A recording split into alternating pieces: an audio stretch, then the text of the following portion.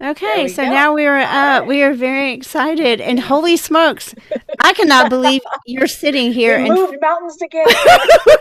we literally move mountains, people. You have no idea that. I'm so grateful though that Gretchen just didn't be like, "Nah, I'm sorry, I'm out of here. I'm not dealing with this mess." But No, it's all good. I am easy going. So but anyone that knows me knows that we are super excited that you're here and no takebacks. So like you can't vanish. I've already got you right here. I'm good. So I'm good. but Gretchen is like a really. I'm not going to butcher her bio. I've added that into this podcast, so you will get to hear all of her statistics. And I mean, like, she's really up there. But she is a big deal over at Land O'Lakes. And we are so honored to have Gretchen with us. So, hi, Gretchen. Welcome to Wilma The Wonder Hen's podcast.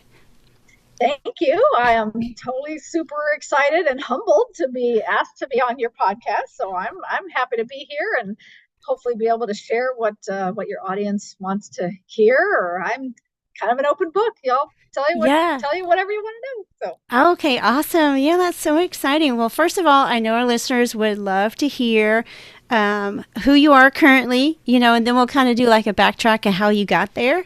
okay. But definitely would love to hear your current stats and what, just be proud of yourself and just go ahead and tell us all about you. Okay. Well, let's see here. So work wise, you want to know work wise? You want to know personal Anything. wise? Well, let's just give you, you can give our listeners work wise and then tell us, where you're from, who you are, and all that good stuff. Okay. Okay. Um, Give us all an right. idea why what you're going to share with us is on that expert level. Just Okay. okay. Okay, so I, if you saw my Instagram story, I've been with Land O'Lakes Purina for 30 years. December 1st will be 30 years, and I have been in my current role for the last 11. And so what I'm doing now, and the reason that I got to come to the farm is back in 2013, Land O'Lakes made a really large, very important um, investment into the research farm to make sure that we had the right facilities, the right research equipment, buildings, you name it, to kind of further our research capabilities. And so when they did that, um, along with doing research here, the farm is also a way for us to do a lot of education and selling events, is what we call them. And so I, prior to this, I was in the field as a salesperson, and I thought, oh my gosh, they're putting together a team to go work at the farm to help manage the events, to help manage training, to do all that kind of stuff. And I had already been with Purina for 19 years as a salesperson. And I thought, the farm is like the epitome of the company. I need to go and work Yeah. there. So I chose to take this role, and I am on a team. We call ourselves the farm team, but I am on a team that I wear a lot of different hats.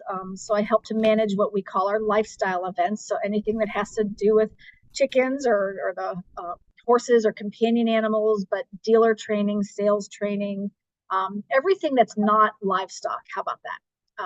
So I manage all of that activity. I do a lot of tours. I take a lot of people around the farm and tell them what we do. Um, and that's kind of the short version. And then we have a lot of tracking and data collection that we send along to the company to help support what we do. So Ooh, I have so many questions about just what you said right there. Okay, yeah, so good, good. well, I have lots of questions, so I'll break down a few of them. Do you when you prior said that you were more like on the dealer side type of thing before you got to the farm?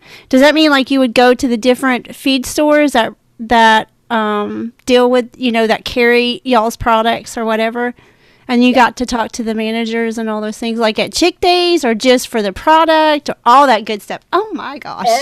Everything. So Oh, yeah. So when I graduated college, I had my had a lot of interviews, but landed on Purina because it sounded the most cool and the most fitting for me. Um, But I was hired by a sales manager. So I was on the Purina sales team, and my role was to pretty much work with and call on the retailers in my area. And I was in Arizona first and then went to California for a little while. But so I worked with the retailers that carried our feed products and also the customers that fed our feed. So I worked with large horse farms and rabbit owners and sheep and goat and poultry. I mean, you name it, all of our animal categories. And so I was in the field helping to support the customers and what questions and concerns they had about feeding our feed. But then I also worked with the dealers to make sure they knew about promotions and all that, and then help them with events like chick days and things like that. So I was involved in every aspect of the business that a retailer would be working with. Okay, so now at the farm, how is that different? Do they come to you instead of you going out to them now? Correct. Yep. So so the events that we host here, you know, have a few different requirements, but the sales team that's out in the field invites large customers to come here and learn about what we do. Gotcha. And so right. So we stay here. We help to manage the events, make sure that everyone has a great experience, you know, learns about us, really understands who we are, and you know, the fact that we do research and just that we're a bunch of really cool people. But anyway, so everybody comes to us here. Yes. So got to throw that in because we are. So. Yes. Okay. So when you were little, did you own animals? Did you ever think that you would be like where you are right now, professionally, and you know, with your own? Obviously, I don't see how you would separate that, like the job that you have. I couldn't see someone having the job that you have and not having like a love of animals or any animals at all. Yeah. So I would say it goes hand in hand, and my role definitely fits my lifestyle. And I've always described, you know, having a career with Purina, it's really a lifestyle because we don't ever really turn off Purina because we love it, you know. And if, you know, when I'm not riding horses near as much as I used to, but I'd be out riding. If someone has a horse question or a feed question, then you bet, let's chat about it. So it's kind of how we live our lives. So I don't know that I dreamed about doing what I'm doing, but I've been an animal lover since I was a kid. Now, I didn't grow up on a farm. I grew up I moved different places, but I mostly grew up in a suburb of Pittsburgh, Pennsylvania. And so we had a cat and a dog. But I got involved with riding horses when I was about 8 years old and went to a park with my dad. He was flying his model airplanes and I got bored. So I went down the hill to the stables and said, I want to learn how to ride horses. So there we went. So anyway, so I've been riding since I was 8. And then when I got hired with Purina, just animals in general. And I've always wanted to have them. So I've always had horses, you know, we have our mini burros. And then when I was able to have property to own the chickens and the ducks and all that, then those came along because I could. And then we did a big project here at the farm with honeybees. And so I got to learn all about them. And that was back in 2015. So I then became a beekeeper. So I've been a beekeeper for the last 8 years or so. So it's just kind of what I like in life and what I enjoy at home. And the fact that I have a career that lets me talk about it and help our customers and help educate people. I mean, it's just kind of a full circle opportunity. So just, fits my life pretty well. Yeah, obviously there's no way you could have that job and not love animals of some sort, but I know in the chicken community is a lot larger now, I think, than it's probably ever been. And possibly that is because of this shift to companion, looking at chickens as companion animals instead of just livestock. But like I said, we always say, you know, if livestock if that's what your intended animals are for. We never step in front of anyone who provides for their family and all that good stuff. But there is a large community now that are just companion chickens. Do y'all see that? Like on your side, where it's more of people are wanting to care for their chickens longer. They want their chickens to live longer because they are companions. Yeah. Do you hear a lot of those questions? Yeah, absolutely. And it makes sense. I think we obviously saw a big shift during COVID, Yeah. because people were home and they had time. Maybe they didn't have time because of the type of job that they had, and they realized that, wow, I enjoy being home and having this capability, and maybe they wanted to do it before, but they couldn't. Right. Anyway, I think the mindset changed a lot, and the wonderful thing about chickens is they're fairly easy. If you're not familiar with raising a livestock type animal, Yes. they're easy, and it doesn't take a huge piece of property, Right. or incredible fencing, to keep them. And so yes, I think there's always been that kind of division of thought process where maybe a more homesteady type family is raising them for eggs and meat, things like that. And then there's the companion group, which is great. My chickens have names, and I like the eggs, and we totally appreciate both sides, and we have information for both sides. We have feeds for both thought processes, or choices, should I say. But it's definitely a growing community, and we love that, and we from our viewpoint, we just want to make sure that everybody that has questions gets the right answers and good information, and and we're here to help. We truly are. We're all animal lovers. We want you guys to succeed, just like we want our own selves to succeed. And so we that's what we're here for. But yeah, seeing a huge growth. There's definitely, I think that Purina does a really good job with their website, for answering.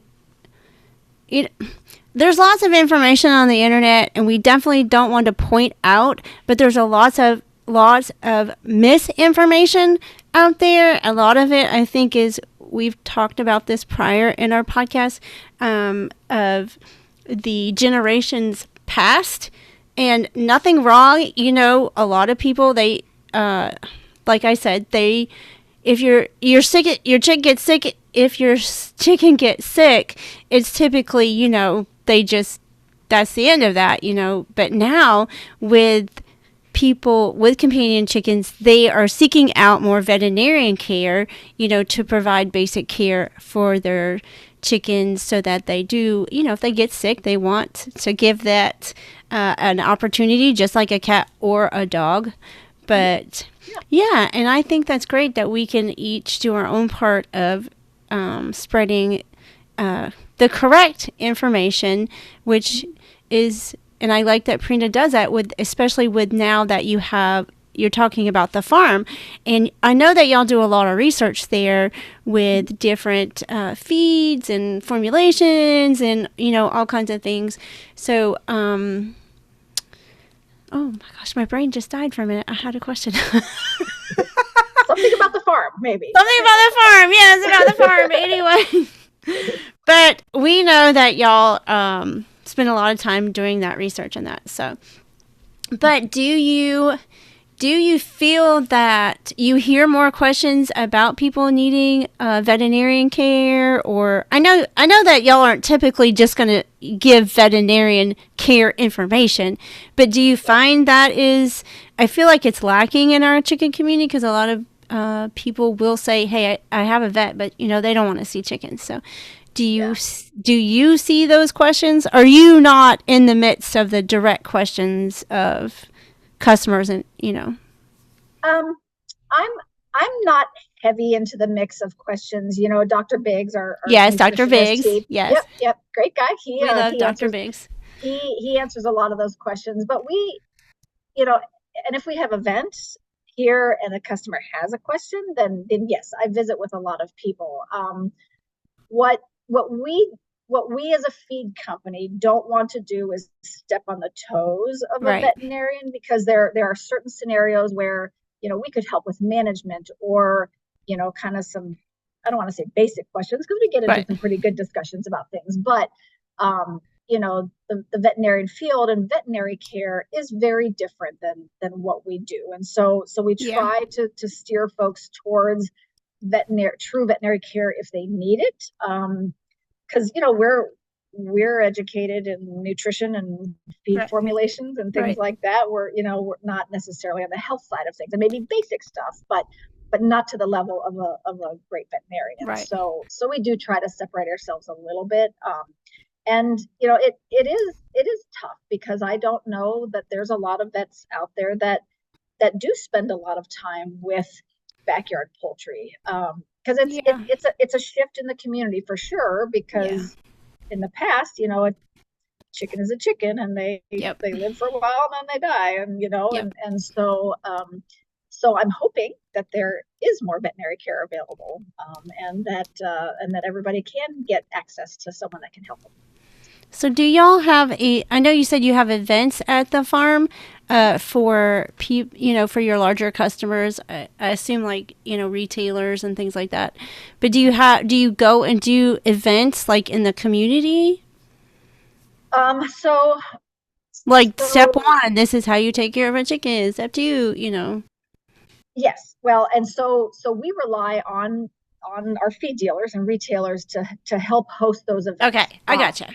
Yeah, and so here at our farm, we're a little bit different purpose, Gotcha. but our retailers, we definitely support them. We can kind of bring the farm discussion to an outside event, but most of the events that we do, um, for, I would say, 95% of our customers are at the retailer level, that Gotcha. we join to be a part of. Yeah. No, I gotcha. Okay. All right, we can move on to less of the. I sound like I'm grilling you. Really not. Oh, good. I'm Let her just rip. so I'm really interested. That's all. So Yeah, yeah. yeah, sure. Uh, I know. Well, we'll move on. But who do you think would be you would say is the most influential for your career? Once before we move on to the chicken keeping tips and all that, I'm really interested of who you think has influenced you the most to where you are today. Or even to sustain you to continue. Did you think there was a time that during your career you wanted to give up? Did you find it challenging or no? Um, not real, not really. I've been here a long time because of a lot of different reasons, but I think some of the biggest reasons are one, the type of people that gravitate to Purina to work here because of their background or their values, or what they like to do I think there's a lot of different factors. The people that work for Purina are are wonderful people, and so that's what keeps a lot of us here for a long time, because we enjoy who we work with. We enjoy the fact that we can help other animal owners. Um, and so I will say, at year 11 for me, I I had headhunters coming after me, and I really didn't want to leave, but I ended up going to a pharmaceutical company for a little while, and after about a Mm, year, I'm like, nope, this just doesn't fit me very well. So interesting. fortunately, I said, "Hey, Purina, can you take me back?" And they said, "Sure." So, phew, thank goodness. um, but that was an odd time for me, because I didn't really want to go, but I thought, am I supposed to do something I different? Do Do you stay Yeah. with something for your whole career? But Yeah. but that was the one time that it's like, yep, nope, that was the deciding factor, that this is where I need to be. This is where I want to Yeah. stay. This is what I enjoy doing every single day. And so, so there's a lot of influences, I think, that keep me here, and it's the people that I work with, the people that I get to help, our customers. I love our customers. I love helping. I love answering questions. I love Yeah. giving them good information, and helping them understand, maybe helping them wade through what's true and what's not true, or what makes sense and what really doesn't. And so it's there's just many things that keep me here. Yeah, I always ask, like, can I come clean the coops? You know, can I do anything at the farm? Can you just let me come? Can you? Can you? You know what? We could probably figure out how to get you here for a visit for You sure, know, and I I will mean, not make you clean anything. I feed the chickens. You know, I'm really good at cleaning out chicken coops. Okay, I'm really good. You know, I'll bet. I'll bet. I'll You do know, anything y'all ask me to. Just you know, so that's and our our coops shameless. our That's our our coops are set up, shameless and ask. yeah. But now we can kind of move on to like, where would you direct someone? Obviously, Prina, but do you have any other resources that you would direct, say, to new chicken keepers? Obviously, you cover other animals. You know, you have other animals that you work for and with and all that good things. But typically, Wilma's we kind of focus on chickens. So that's why I'm Yeah, kind of yeah, limiting that on that. I don't know anything sure. about horses. I couldn't even ask you a question on it. I love It's all horses. good. I think We they're can talk about chicken. amazing. And I got to ride one when it was actually on my birthday trip to California to see my friend. And that was like 4 years ago. So Ah, I'm not going to say nice. how old I am, but I'm like, I am Was a that a Gen good choice to Xer. run? Okay, Okay. I'm a Gen X, so y'all can figure that out. But yeah, it was the most exciting thing. But I have no idea about anything horses. Don't even pretend to. But do you That's think? okay. Do you? Where would you point? Or help? What? I guess. Where would you send new chicken keepers, or maybe not if you don't want to name anything? Like, are there things that you should look for? You know, that would say, okay, this is not a biased article or something like that. Well, so I'll give you the perspective that we try to do at Purina. I mean, obviously, all of our feed products are research based. You know, so Yes. we want to provide products that we know are going to work, and Mm-hmm. we want to provide information that we know is true because of factual information, scientific findings, things like that. And so we may not be like the fun fluffy company kind of a thing, but we want to provide good solid sound information. And so yes, our website is a great place to go. There are a lot of good university articles, things like Yes. that. And I would say another thing that we try to do a lot is educate our dealers and retailers to have the same good information. And so I think if if if the community can find a really good feed retailer that is knowledgeable, Yeah. either has ownership or has been involved in the business for a long time. I even ask the feed store that I shop at locally here about typically on things other than animals, but I trust their information because they've Right. been in the industry for a long time. And so I think everybody just has to take everything with a grain of salt and say, okay, is this valid? Do I trust where the information is coming from? Does it kind of make sense, or does it seem a little extravagant? And there's great people out there. I just recommend everybody just you know take a step back and think, does this seem correct, or does it seem a little opinionated or emotional or something Yeah. like that? Try to stay to the facts. And I think there's good facts out there, and I don't know that I can point your crew to Right. Right. exact place to go or anything like that.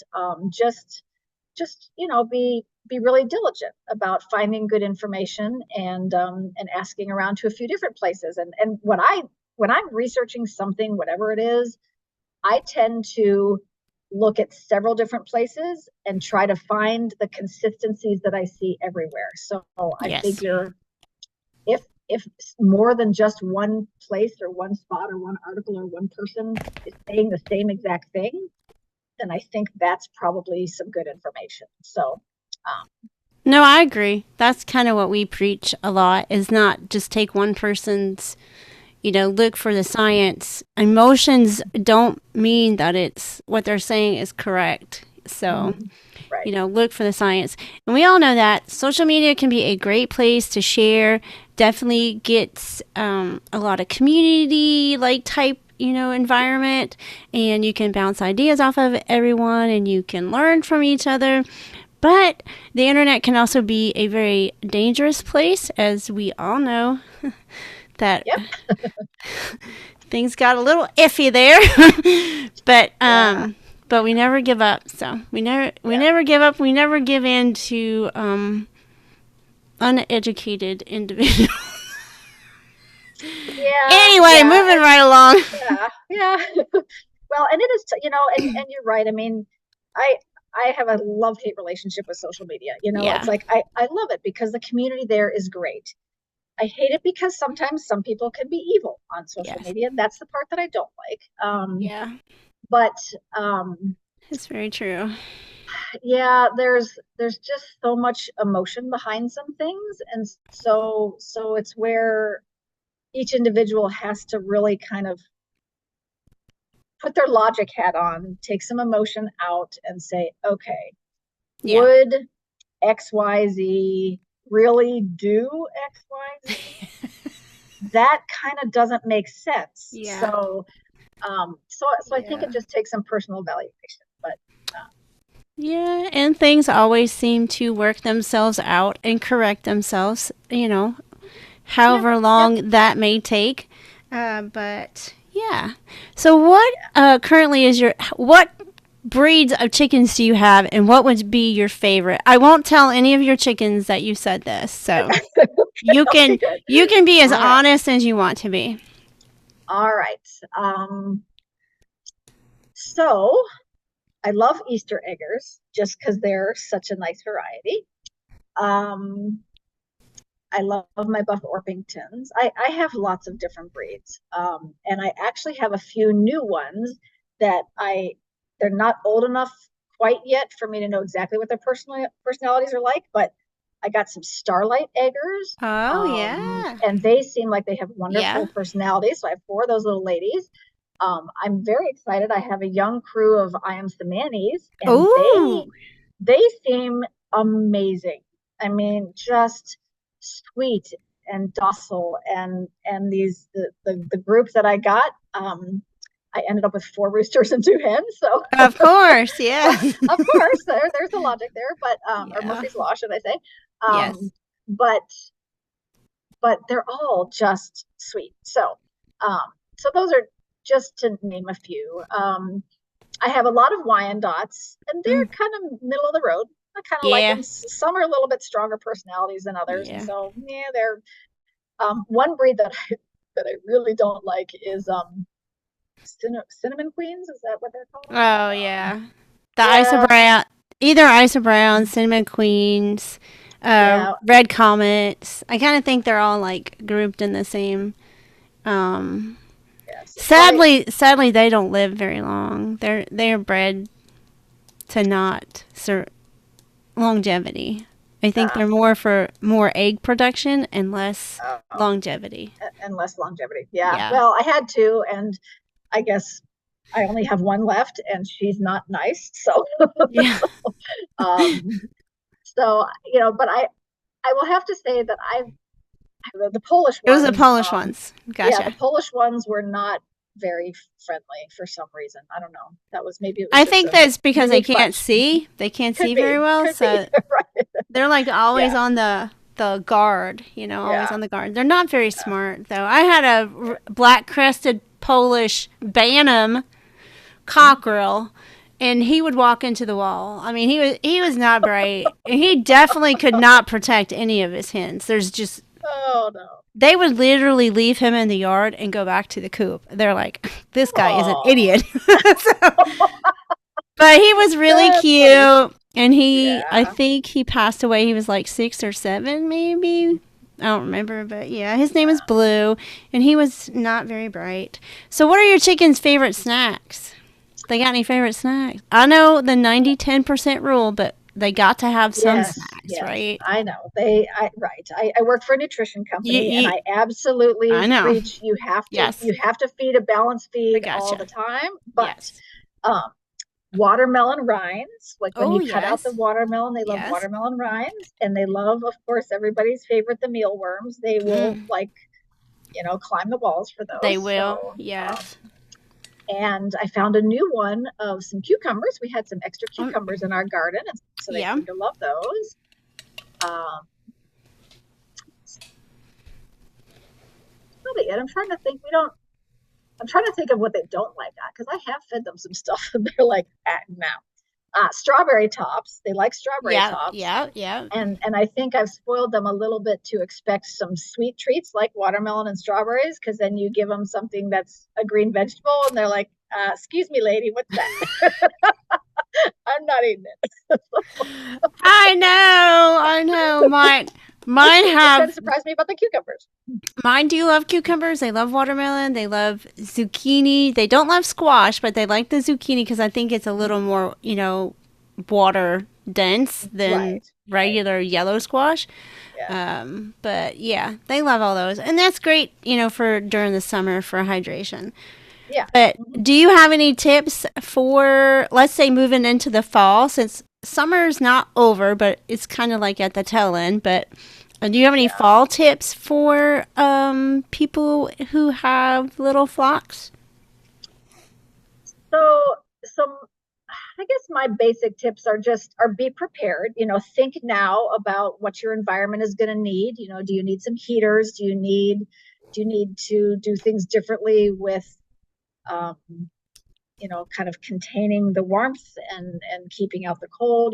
Do you have an open air coop that needs to be bundled up during the winter time? Do you have stuff that potentially could freeze, and make sure that you have, you know, you're not putting plastic buckets on top of a really hot heater kind of a thing to Oh keep it yeah, from no. freezing. So kind of all the normal stuff.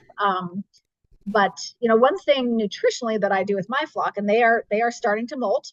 It's very if Yes, someone in your crew mine's has not starting seen now what too. what molting Yeah. looks like, you're getting feathers everywhere. And so mine are starting to molt, and so I tend to switch mine to our high pro layer. Okay. And Yes. Yes. I hate to say it that they might have changed the name, but anyway, so our high protein version of Leina, Yeah. just to help them kind of get get feathers growing back again after they've Right. molted. I like that.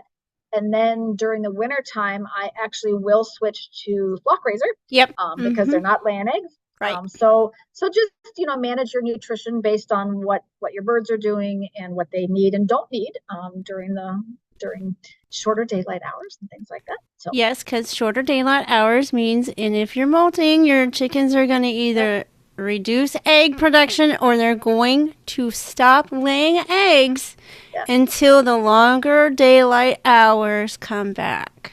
yes, So yep, that's a yep, little tip we just throw right in there. yes, for sure. And that really is very important. You know, daylight manages reproductive cycles in many animals besides chickens, and so it's a very natural thing to do. You don't want babies being born in the very cold winter time. That's why reproductive Yes. reproductive cycles shut down, for animals. And so there's a mother nature reason why egg production slows down when it's cold. Um, so so very reasonable. And I don't have any need or reason to keep my chickens under lights during the winter time. I don't need nonstop egg production. I'm okay with that. Um, so I manage my nutrition and my environment, and based on what they're doing year round. So Yeah. That's kind of how we do it. yeah, We don't use lights. I know some people do. Maybe that's just part of how they earn money for their family, yeah, to offset yeah, the offset the cost. I do think they recommend that you turn the lights on in the morning, early morning hours, let them sleep, and then turn the light on, earlier, like 6 a.m. or something, and then let them have a couple of extra hours since it doesn't become daylight until later in the day. Hopefully that made yeah, sense. I don't even know what I'm saying, but start the I get light it. in the Mhm. morning, not in the Yeah, evening. Yeah. Yeah. But Turn it is on there? in the morning and let it go Yes. out in the evening. Yeah. Yes. Yeah. Let it go out. Let it come on for a couple hours so you get that extra daylight. Not in the evening. Let them sleep. Yeah. Let them girls sleep because they That's need right. so much energy Give them a for break. egg production. It takes so much, and that's when they're molting. Like you said, we switch to flock raiser, and I think that helps them through their molt. I'm not really worried about them, laying any eggs because obviously they're spending all their energy to produce those beautiful feathers. Mm-hmm. But is there anything else you want to add, like any kind of chicken keeping, anything you want to say? I know that we had a big production before this, and I certainly don't want to take any more of your time. I do have a few questions at the end, but I certainly want you to I feel like after the interview is over, I have like 10 different questions that I should have asked, and I feel like I'm good. I'm here for it. I should have asked that, and then I'm like, oh well. So, but I think that gives me an opportunity to maybe next time, Yeah. I can be like, okay, Gretchen, can you And do come part back? two. Yeah, we do Yeah, part two, for sure. For sure. Yes. And sometimes we like to take questions from our followers and then ask, that. So we may do that after this episode, like put in the show notes, Sure. if they have any questions or something like that. Absolutely. But I do have three questions at the end if you're interested in them. So what is your favorite movie and why? Oh, it's probably cheesy. Tell you what a No, sap I we am. I we've heard lots of. Hope Floats is my Oh favorite yeah, movie. okay, yeah, It's just I like romantic yeah, comedies and then that kind of thing, and that was just a great movie because I don't know, it just was a small town, and so yeah, anyway, so yeah. that's probably my favorite. That's a very popular movie. So, what is your Yeah. favorite book? Do you have a favorite book? Mm, that's a hard one because I don't sit still very well to read. I don't either. uh, So if you ask me, I'd be like, oh,